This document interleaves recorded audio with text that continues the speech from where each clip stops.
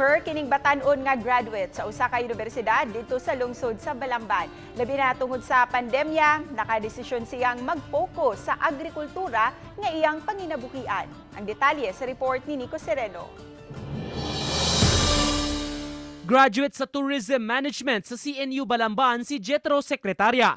Sa iyang pag-graduate nang apply man unta gyud kuno siya og trabaho, dayon mihimo pa og further training sa iyang field. Apan atul gyud kini sa pag-igo sa pandemya kundi ang sektor sa turismo ang usa sa labing naapektuhan.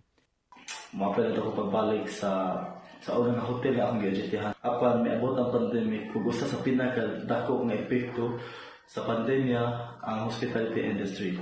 Musa mag-isa na niyo o pang-apply kay tungod sa mga paghitabo.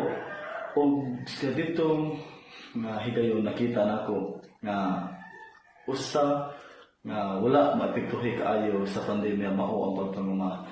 Didto nakadesisyon si Jetro nga mag-focus sa agrikultura.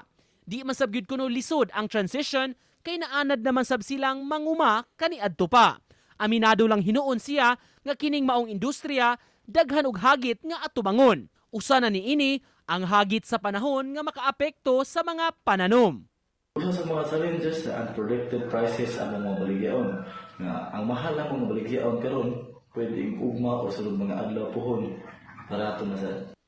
Mapasigarbuhon si Jetro sa iyang gihimo karon. Mga utanon ang sagad sa ilang pananom ug dahimo na sab nga panginabuhian sa pamilya. Labi na sa kontribusyon sa katilingban, di sab gyud kuno kabintahaan ang mahimo sa usa ka farmer. Ako sa ka-farmer, proud ko na susama sa giniha nga gihugma na ako ang pagpanguma. Dili lang kay makahatag kini og mga basic things sa akong pamilya, kundi po ang pagpanguma makahatag na ko talag sa akong dalipay or let's just say sense of fulfillment or satisfaction nga makakita ko sa akong mga tanong nga maayo og tubo o may harvest. Uban ni Clans gabutin ni Sereno, Balitang Bisdak.